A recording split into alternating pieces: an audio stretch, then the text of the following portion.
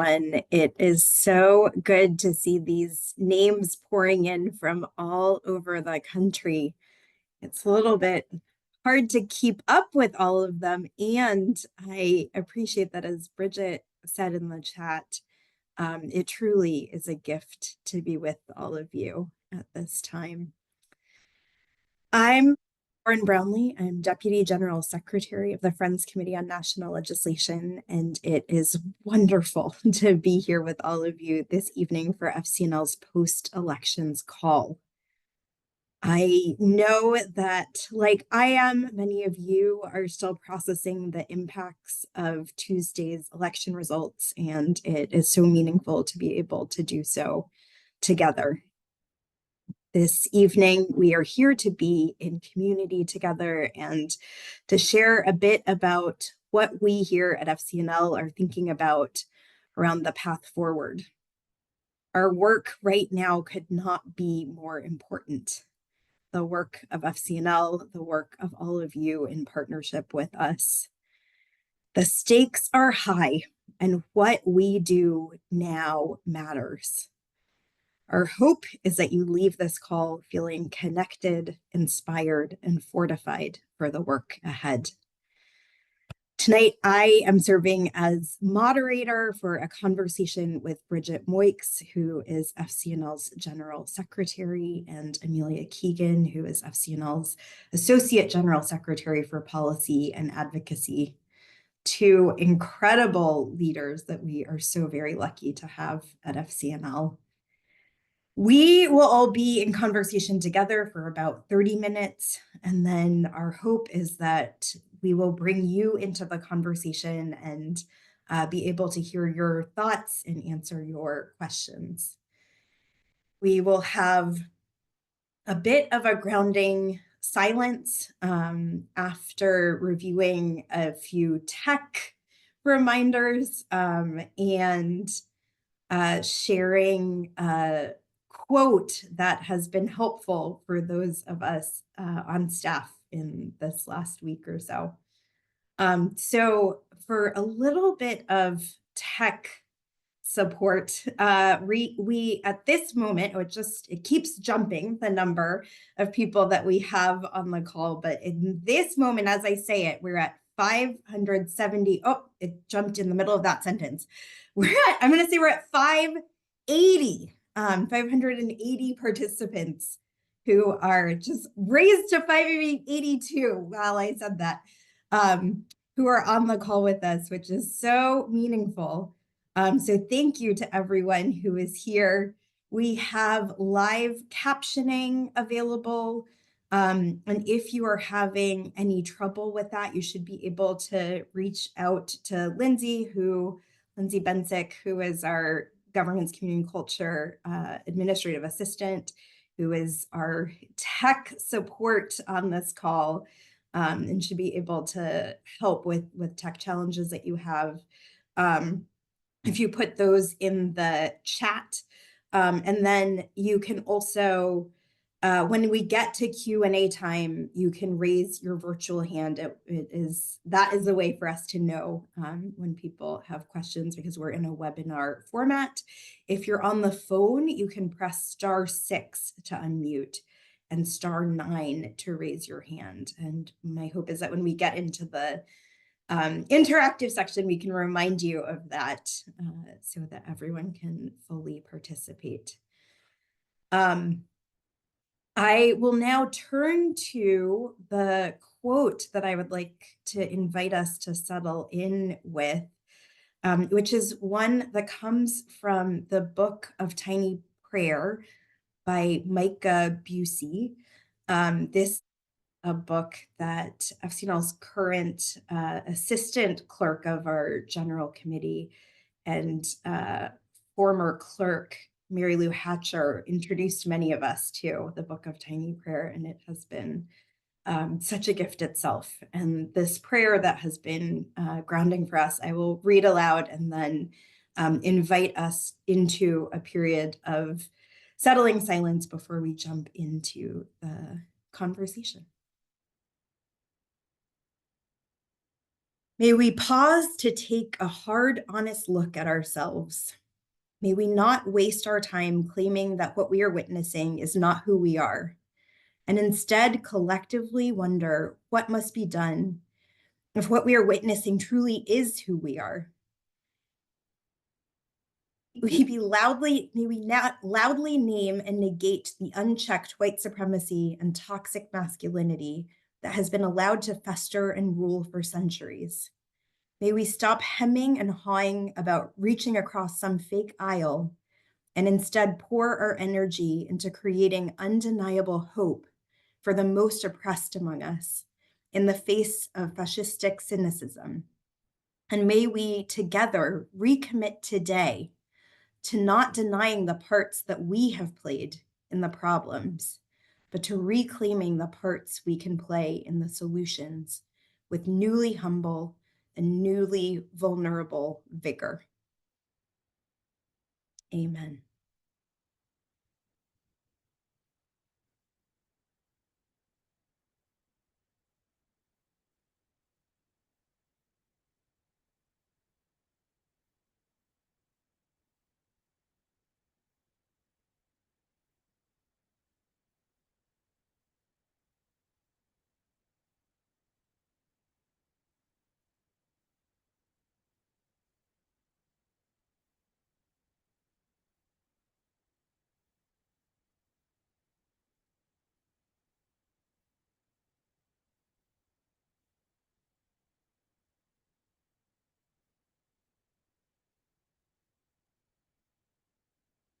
So with that, I'm going to invite us into our conversation. We are looking at a second Trump administration, a Republican Senate, and likely a Republican House. FCNL experienced the impacts of that trifecta, as it's known, in 2017. And the rhetoric that we've heard from politicians in recent months has raised real fears about even greater challenges in our work now. In the spirit of clarity being kindness, Bridget and Amelia, could you lay out what you think are some of the real threats that we may be facing? And what are your reflections so far on how we can most effectively respond? Thank you, Lauren. And thank you so much, everyone who is here. We're up to 698 people on this call. That is incredible from all parts of the United States. So I want to echo Lauren's thank you and gratitude for you all being here. We could spend all night talking about the threats that we face now.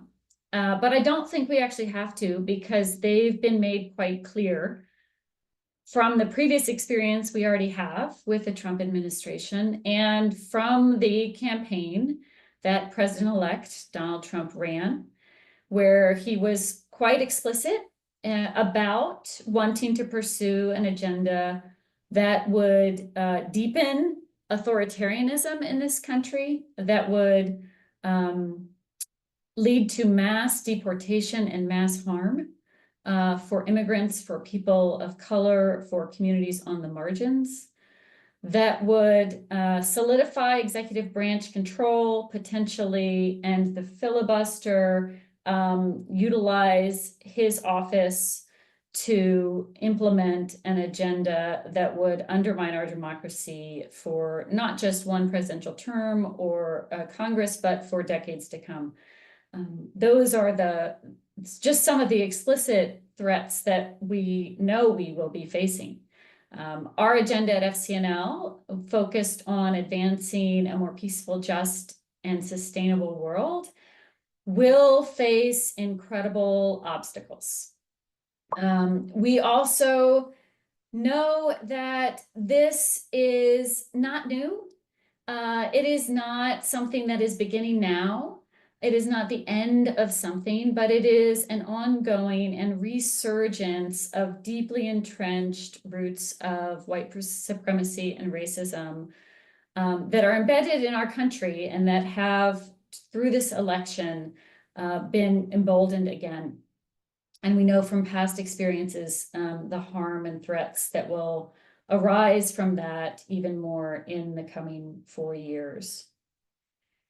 So there's a lot we can be worried about, and I think everyone on the call probably shares the deep sense of grief and fear and concern that I have. But I also want to be very upfront that the greatest threats probably are not to the people on this call. At least they're not to me and my immediate community. They are to communities who will be under intense threat that may not be on this call. And so when we talk about what do we need to do to respond at this time, I think it's really important that we think about our advocacy, not just as advocacy that will never give up in the face of these threats, but as advocacy that always will be in solidarity and centering with those at greatest risk. And I think that is a core of the work that we have been doing and that we need to continue doing. One of the greatest threats and the way that authoritarian regimes work is that they divide people and they scapegoat certain groups and they get others to go along. And they disengage. They get people to be so afraid or so exhausted, as we all are, or so defeated and depleted that they give up on engaging with the possibilities that still exist. And so we have to be ready to double down on building community, on addressing our role in what is, and on working in those spaces of possibility that still do exist. We've been in a lot of conversations since the elections with colleagues and coalitions and different movement folks that we're connected to. And one of the great framing that we heard from the Election Sabotage Response Network and the Fight Back Table, which are two large coalitions that we've been connected with through the elections, is the framing that what we're going to have to do is to think about being able to block, break, build, and bridge in the next 4 years. We have to be able to try to block some of the worst that we know we will see. The efforts for mass deportations are already being planned. The loyalists are already being put in place in positions of power to try to push this agenda through. And we have to be ready to try to prevent those things and block. We have to be ready to try to break the worst of the worst policies that we know are coming, and to break through the lies and the division that have allowed us to be in this situation. So we need to be ready to work with others to break the worst of what's to come.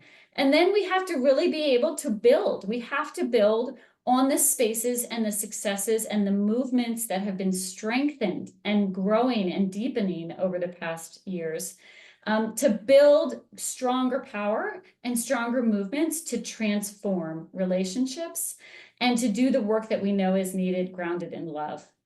And then we have to be able to bridge from the moment we're in, where this feels like this is the beginning of the end, to what is really the possibility for moving into a different space in the future. And we know that our political system will not collapse tomorrow.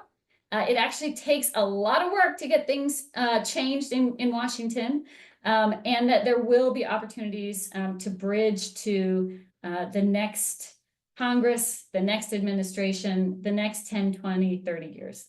Our work has always been generational. It's always been about being there for the long haul. And so that's what we need to keep doing. Amelia, would you like to dig into more of the legislative threats and opportunities you see? Sure. Yeah. Thank you, Bridget. And thank you, Lauren. And yes, it is so good to be in community with all of you this evening, and seeing just so many familiar names and some new ones, and just from all, it really just is very heartwarming to see the community that we are a part of. So I'm going to get specifically into the legislative kind of policy arena. Much of this is not new. We've been following the news. We have been listening to what has been on Trump's agenda. But I will speak first to I think one of the primary issues that is weighing on people's mind, immigration, right? Trump has said that he wants to implement mass deportations, and this is more than just efforts to deport people who don't have documentation, right? It extends to individuals who have temporary protected status, deferred enforcement departure, and others. Ending asylum, return of the Muslim ban, could go on.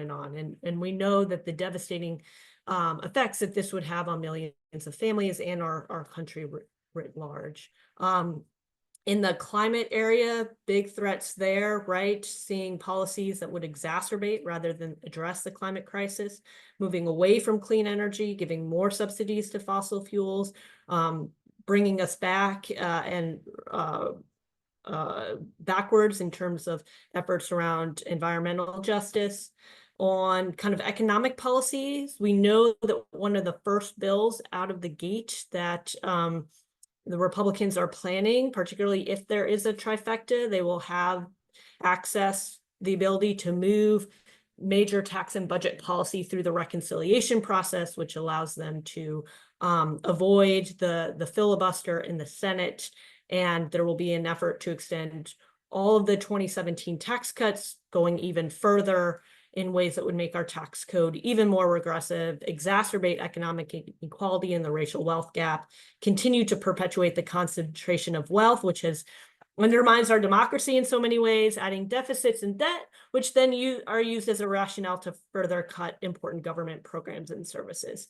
And along with that reconciliation process, it is not just used for tax policy, but also oftentimes used to make major cuts in key programs like the Supplemental Nutrition Assistance Program in Medicaid. So we will be kind of on alert to be working on that. In the foreign policy arena, Trump has isolationist tendencies, and he's also surrounded by some war hawks. And so there's a real concern about the future of Ukraine, people of Sudan, Haiti, all over the world. The US is not going to be there to help our foreign partners in the way that we have been in the past. So how are we planning to respond, right? That's the real question. And it's a combination of external resistance approach and internal strategic advocacy that we are thinking through. And it matters a great deal if Democrats have the House. If they do, then it is a lot easier to stop this particular legislative agenda. But it becomes more difficult if there's a trifecta, but it is not impossible. And there are still important members of Congress who are moderates, who represent moderate districts, and they are going to be so key in working with them to push back against some of the most extreme proposals. And this is certainly something that we worked on a lot in 2017, 2018, and we will continue to be doing that as well. So continuing to focus on certain key Republican members, certain key moderate Democratic members, and then working closely with our champions in Congress on both sides of the aisle to really amplify their efforts to provide them the support that they need in the ways that they may be pushing back.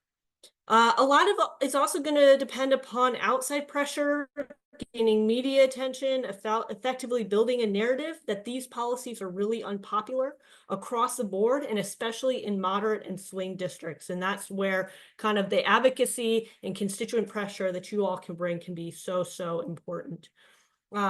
And then there's going to be more than just the legislative strategy, right? There's going to be a need to focus on resistance, on mitigating the damage from the executive branch at a new level. And some of that will be FCNL's work to do, and some of it will not be. A lot will play out at the state and local level. Expect to see increased level of direct action and civil disobedience. And faith communities as well have a really critical role to play in that as well. And then finally, we are in coalition with and have strong partnerships with many groups who are on the front lines doing the work on the ground in communities. And many have materials and guides to support communities who are most at risk. And for example, many of our partners have put together deportation defense guides or resources for asylum seekers and other immigrant communities. And this is true for other populations as well. And so while FCNL does not do that kind of on the ground direct service work, we know that many of you are involved in many of these areas. And so we want to make sure that we're able to share resources that we have from our partners that could be useful in your work as well. Thank you. Looking ahead to additional opportunities that we might have, I was on a call last night with Latasha Brown, who's the co-founder of Black Voters Matter, and she said that it is love that will save us. And I thought, oh, good, that is FCNL's specialty. We like to encourage people to love thy neighbor with no exceptions. And in looking at the questions and concerns that participants shared as part of their registration for tonight, that was something that came up a lot, is how are we living into those commitments of this organization? Our core values include our commitment to radically love, to promote peace, to uphold justice, to embody stewardship. And I've heard concerns about those in the chat already tonight. And so with those being front and center and our real strength being our way to work toward a more loving world that we seek, where do you think that there are opportunities for us to advance our policy agenda and that vision of the world that we share? Sure. And I will start again with the very specific legislative pieces and policy pieces, and then turn it to Bridget for the more broader perspective. I think there are, I'll just very specifically, I think there are a lot of unknowns, but we talked about the movement of the expiration of the 2017 tax cuts, and that the Republicans have said that they want this to be one of the first areas coming out of the gate that they work on. And one of the things that has been growing huge bipartisan support, where there might be an opportunity, is around the child tax credit. And so we have seen that, when that was expanded to be fully refundable in 2021, it cut child poverty nearly in half. And while there have been disagreements of kind of some of the specifics on the policy, we know that generally there has been growing bipartisan support for that. And now Vice President-elect Vance even had a proposal of increasing the credit to $5,000 per child. And so I think there are certainly some opportunities there to see in which we can expand that credit and make it more accessible to families who need it the most. In the foreign policy, it's really hard to say. I mean, this is the person who said he wanted to end endless wars and doesn't want to send more U.S. troops abroad. We still have real questions around Iran and China. And so I think there are still big questions out there, but there might be some opportunities there. The other piece is blocking bad stuff is a win. And sometimes those have been some of our biggest wins. And I think probably you all share this memory. Few wins are as memorable as, John McCain's thumbs down vote, midnight, along with Lisa Murkowski and Susan Collins, that saved the Affordable Care Act and prevented 30 million people from losing health care coverage. And our system is designed deliberately so that it is a lot easier to block legislation than it is to enact legislation. So the margins remain very tight in Congress,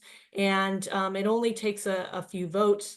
The focus is already shifting to 2026 and gearing up for that. And then I do want to remind folks that we did have some really important wins during the last Trump administration. We had major criminal legal reform passed in the First Step Act, opening Pell Grants to incarcerated students, the Eli Wiesel Genocide and Atrocities Prevention Act, Savannah's Act, the Not Invisible Act, and major COVID relief packages that expanded unemployment insurance, boosted the supplemental nutrition assistance benefits, emergency rental assistance, eviction moratorium, stimulus checks that included mixed status families, a lot more. So all of that happened under the previous Trump administration. So not to say, like, we are clear that this landscape looks different, but I would say that hope is not all lost in terms of trying to see where there might be opportunities to move good legislation. Thank you, Amelia. I'm always so grateful for Amelia getting down to very practical, strategic, brass tacks strategy. How can we move ahead, even in the most difficult, complex congressional environments and political environments? And we do know that this is more complex and will become even more complex than we are seeing it now, and then it's being painted now.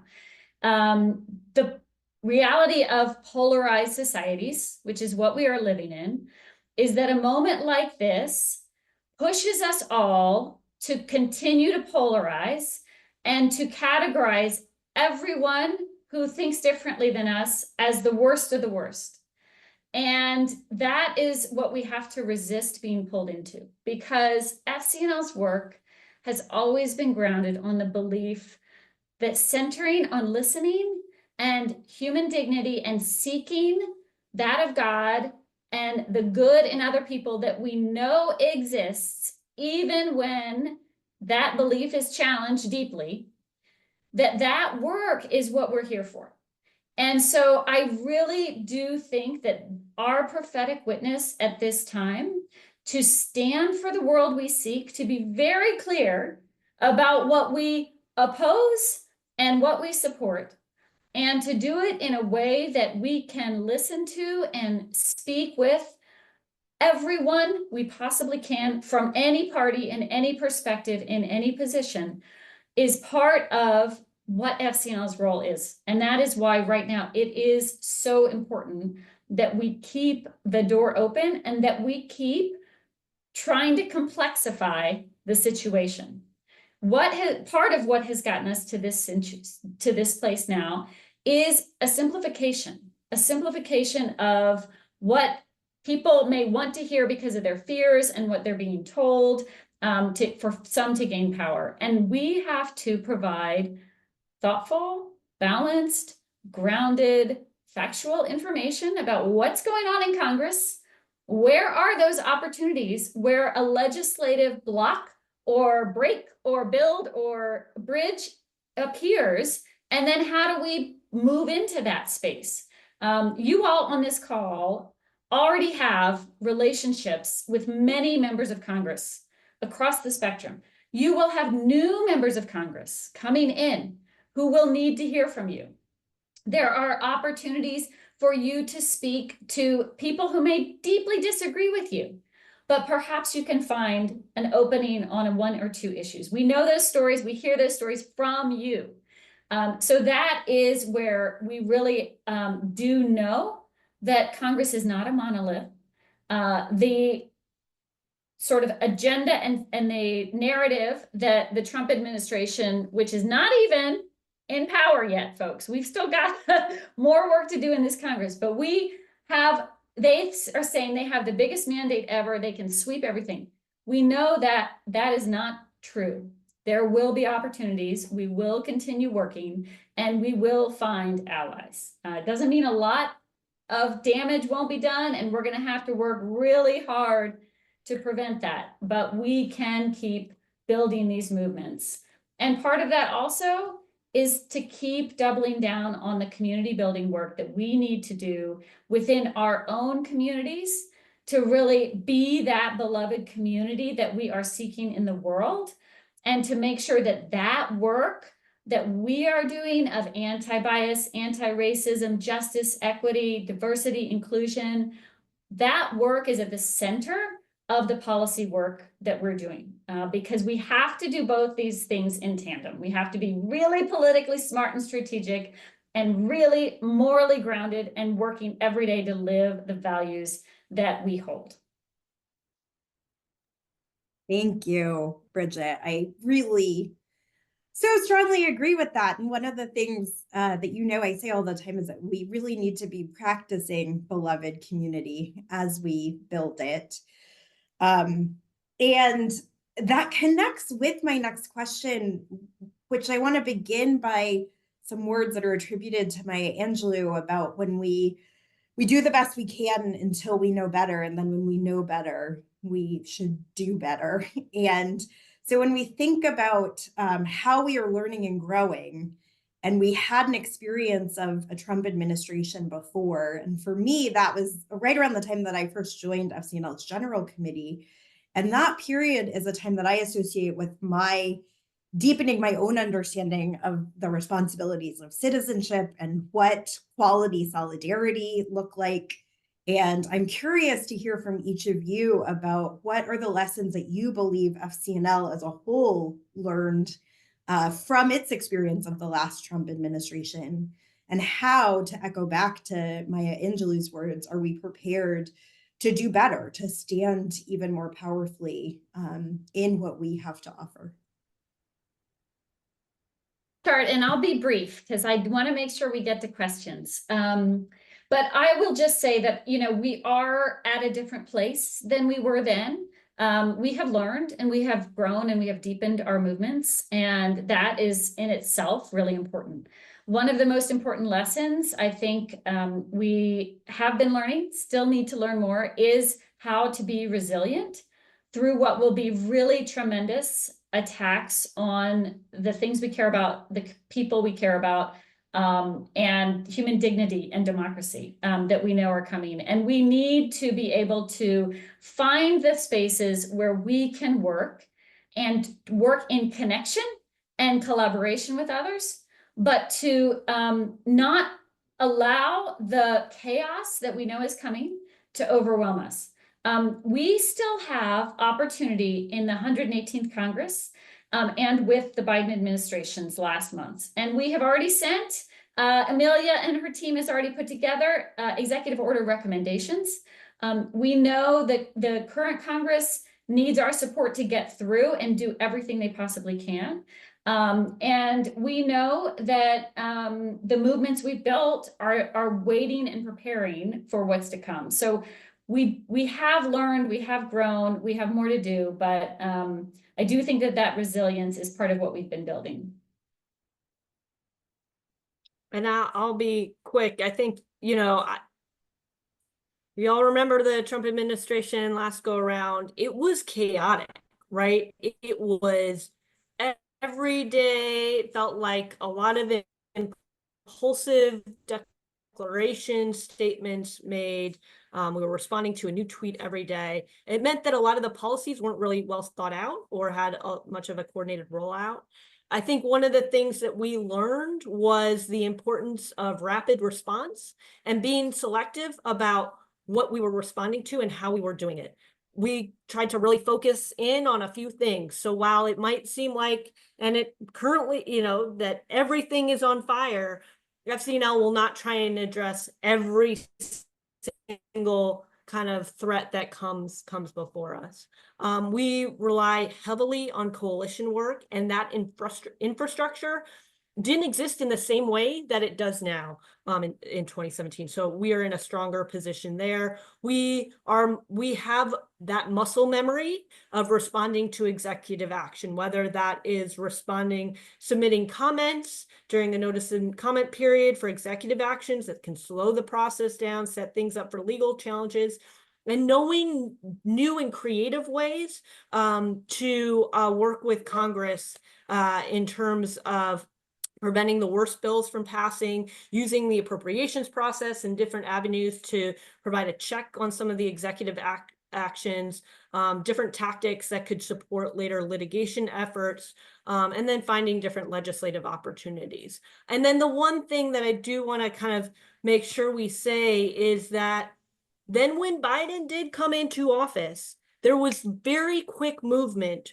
on some big bills. And those policies, that legislation had already been written. So even while we're doing defensive work now, we still have to be laying the groundwork and working on those policies and working to build support so that when the opportunity does arise eventually to be able to move forward and propose positive policies, that we are well positioned to take that opportunity and move quickly. So I will leave it there.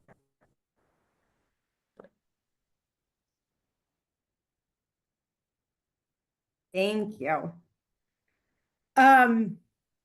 Speaking of opportunities, our community is really interested in what opportunities they might have to stand up and speak up for the world that we seek. So knowing that there are no easy answers right now about what people can do, and that we must remain open to evolving current events and continuing revelation, what are a couple things that you might recommend now that people think about as actions that they can take?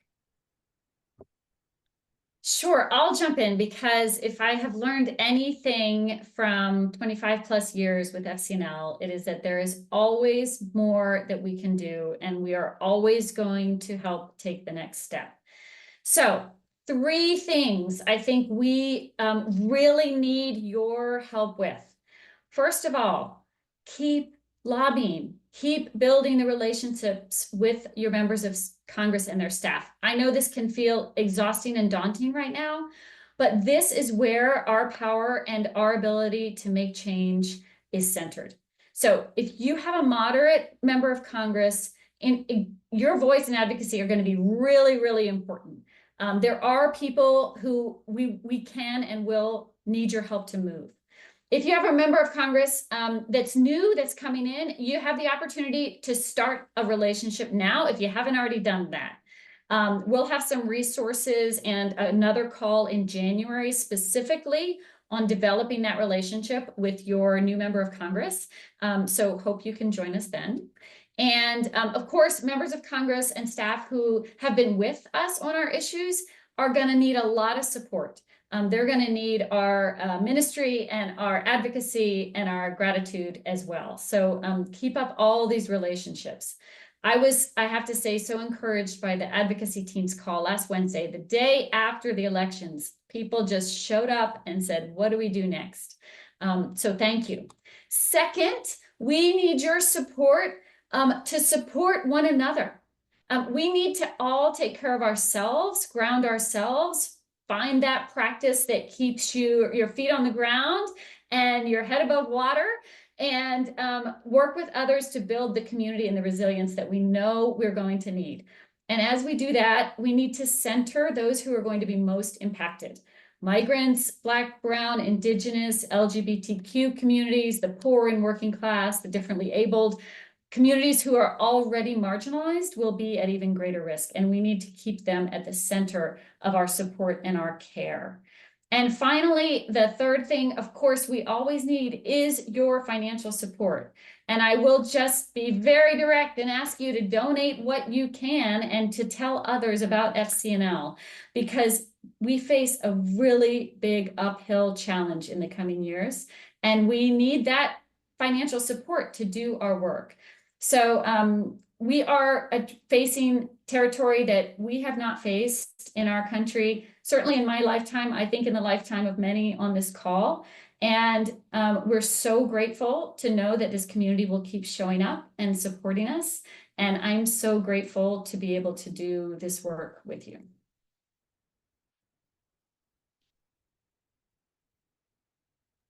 Thank you.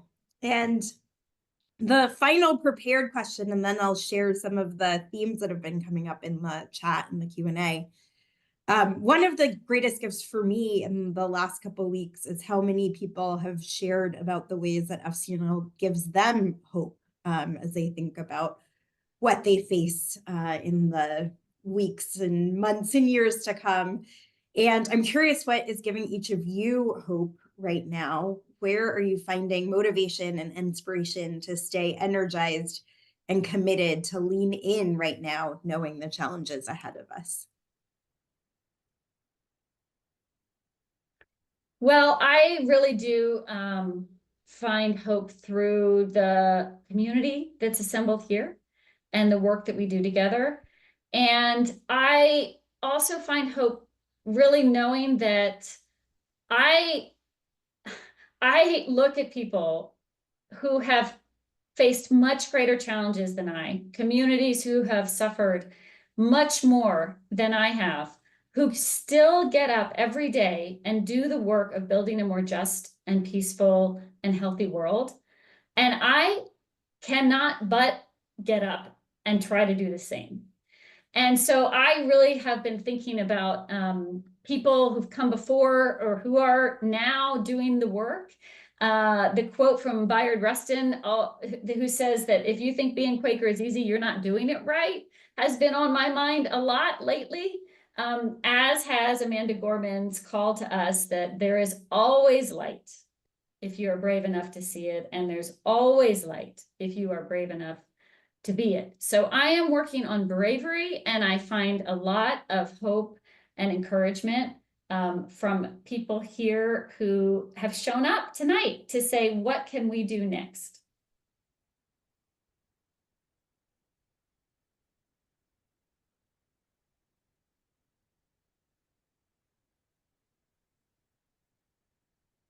And I will quickly extend kind of, you know, I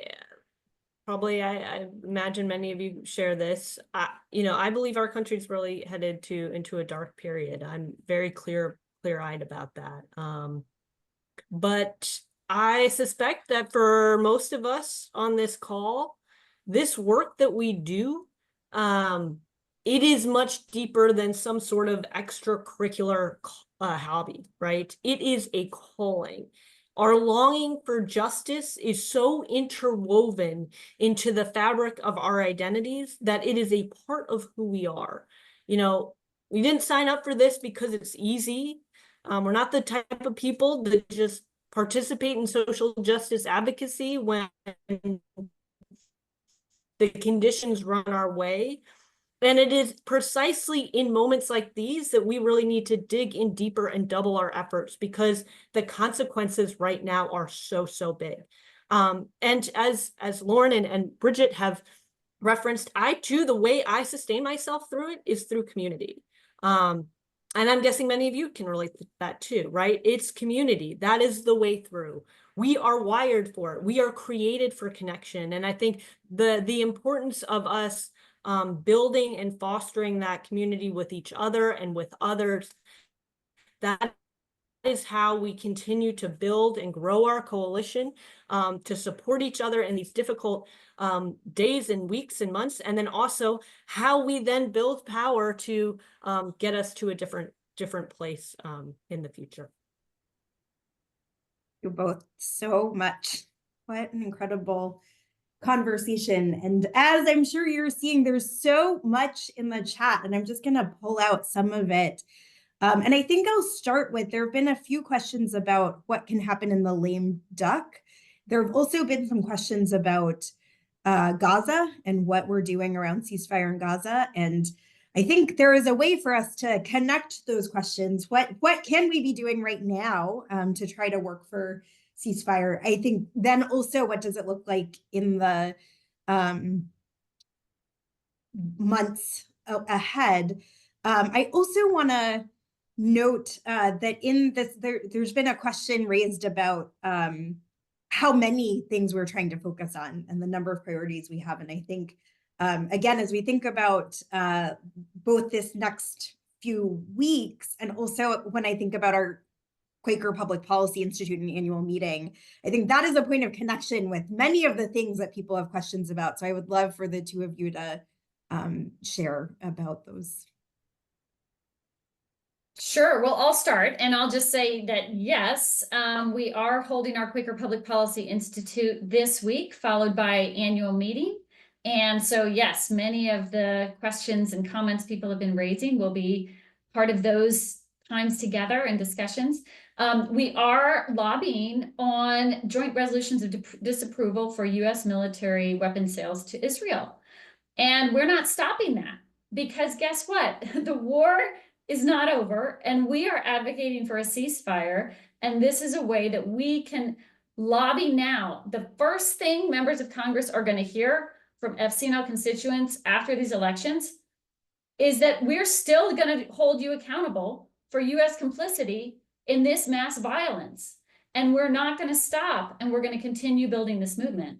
So this is really important that people, I hope you can, if you can still register for QPPI and tune in, and please do, because we need all of our voices. The people of Palestine, the people suffering in Israel, in Lebanon, across the region, they are not giving up. And we cannot give up. Their situation is more dire than ours, and our work is connected with them. So this is no time to slow down the work. So we do have a lot to do. And Amelia, maybe you want to talk more about the lame duck and what else we might be able to do. Sure, yeah. So, I mean, there is a very short lame duck, but right now they are figuring out, they've got leadership elections in the Senate on Wednesday. They've got to figure out what their priorities are. And then they still have to figure out all the spending, passing a massive spending bill for the current fiscal year, and whether they're able to do that before the end of the year, or whether they're going to kick that off to next year. I know that Republicans would like to start with a clean slate in January and not have to be continuing to wrap up the spending decisions, but that looms there. They want to do some disaster relief as well, so that's really going to consume a lot of their attention. And then they're going to be prepping for, there's also a farm bill, there's also the defense authorization bill that we'll see if they're able to do that. I think the farm bill might get kicked off, but then it really is a lot of laying the groundwork for 2025 and what that's going to look like. And so for us, we are spending time not just on what the lame duck looks like in the next few weeks, but really setting the stage for 2025, trying to get into congressional offices early with our priorities of what we want to see, of what we don't want to see. And then, as Bridget said, we have these recommendations for executive action that we shared with the White House, that we want to do everything we can in this period to shore stuff up and get as far as we can, and then prep for 2025. And then we want to be ready coming out of the gate when we hit January 3rd in the new Congress. Thank you. And I'll just add around our annual meeting that is the time when we set our priorities for the next Congress, that we have a policy committee of our general committee that listens to communities. In early this year, did a big listening, getting reports from hundreds of meetings and different kinds of Quaker communities about what they would like FCNL's priorities to be. And it's at this annual meeting that we're having this weekend where those get finalized of what are the priorities for the next Congress. And so that our annual meeting is open to others. And so if people would like to have a voice in what our priorities are in these next 2 years, you are more than welcome to join us this weekend and speak your truth about that. Lindsay, I'm hoping you could put in the chat the link to that page to QPPI, an annual meeting. One of the other questions that I've seen come across a lot is about coalition work, and a range of ways that we can approach coalition work. Both, does coalition work offer us opportunities to support different kinds of diverse leaders, especially? Have we seen that happening? Is that something we're leaning into as an organization? And then also, what is our thought about being in coalition with people who are not in unity with us about a lot of things? And there was that question, especially around our ceasefire work, and people saying it's really frustrating to feel like sometimes you have to be in coalition with people who are saying things that you find really harmful. And someone was asking, could you share your thoughts on how do you assess what are the strategically most important coalitions, and then just more broadly, what has been the role of coalition work at FCNL, and what do you see that being as we move forward?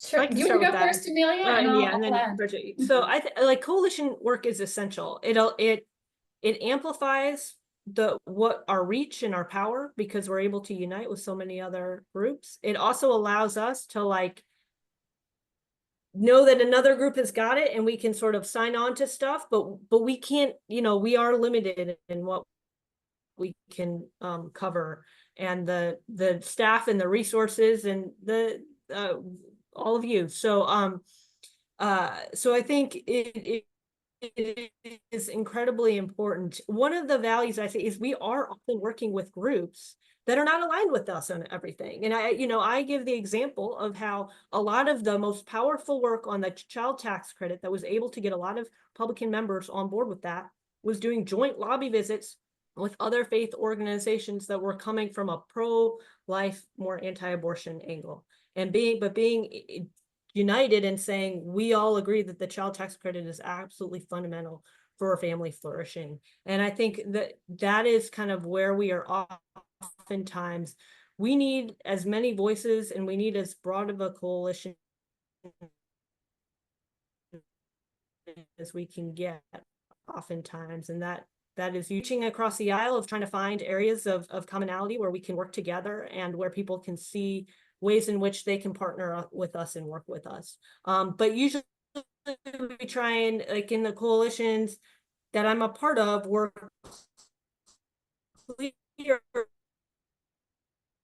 about where we agree and where we don't agree, see progress in those specific areas. So that I think is one of the ways in which we have operated in the coalition space. And I will say it is so powerful to go into a congressional office with really strange groups that don't often work together, and that those congressional offices are actually surprised to see us all in the same place, coming from the agreeing on this, and it does oftentimes resonate much stronger.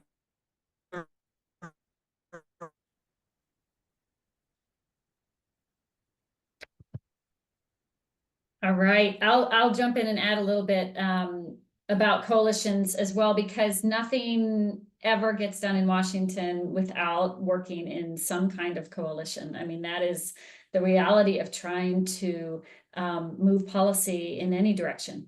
And we are still a closely divided country. Yes, the election results were much more in one direction than we thought they would be. At least I thought they would be. But it is not a sudden taking over of our entire country. That has not happened. We are still a narrowly divided country. We're a narrowly divided Congress.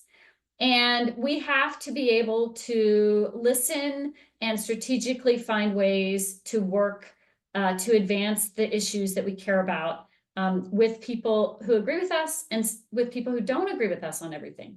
Now, I will say, I am not going to ask, and I don't think any of us should ask someone who feels at threat, at risk, and potentially in harm's way or traumatized to go build a coalition with someone who is threatening them. That is not what we're going to do.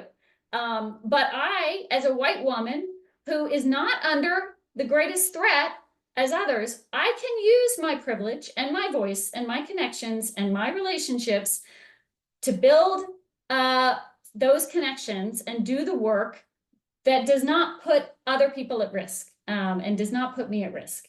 And, you know, I had to make a decision whether I would go work inside US government some years ago when I worked at USAID briefly. And I asked Joe Volk about it. I was like, I don't want to be associated with US government. I don't want to be thought that I'm connected with it. And, you know, he said, well, it sounds like you could do some good and you might learn something, but you don't want to get your hands dirty. And for me, that was a real wake-up call, because I thought, you know what, I need to start using my own place of privilege to help protect other people and do work that will move our world forward. So I personally will really feel that part of my work is to be in those spaces that are difficult. And I know other people, and I'm not going to ask other people to be in those spaces necessarily, but I think that that is part of, at least, you know, my sense of the challenging coalition work that we do have to do. And I will say, you know, the peace and justice movements that have been building over the last decade in this country and globally are more powerful than they have been in a long, long time, if ever. And so we have enormous strength to build upon, and we have enormous coalitions and solidarity to work with many, many people who do agree with us and want to see the world that we seek. Thank you. And I'm just going to pose one final question that's emerged in different ways from the chat and the Q&A, which is about the threats to democracy that this administration poses. We've heard some rhetoric around that, and it wasn't as specifically listed, I think, in our threats and responses that we have from the beginning. If there just isn't respect for what we have considered our democratic process and our institutions moving forward. How do we stand up to that? Yeah, I mean, I think this is very serious, and there are definitely people, and the person who will enter the White House is, been very clear that they do want to undermine basic democratic functioning and systems. That's what authoritarian governments do, and we know the playbook, and we know that the best way to respond is to make sure that we're building movements of solidarity and finding strategic ways to engage in every level of change that we can. The Republican Party is not a monolith. Yes, there are many who are now, wanting to advance the Trump agenda, but not everyone. And the Democratic Party is not a monolith either. And so we're going to have to work across all of Congress to really figure out how do we strengthen the base of democracy that will hold against those threats. And ultimately, it is how many people in this country will continue to engage in a variety of ways of resistance and also engagement. It's got to be multi-pronged strategies. And the worst thing is for people to disengage, to give up on democracy. We have to keep people engaged, and FCNL, that is FCNL's, at the heart of what we do. So the more people we engage, the more strength we have to push back and resist those threats.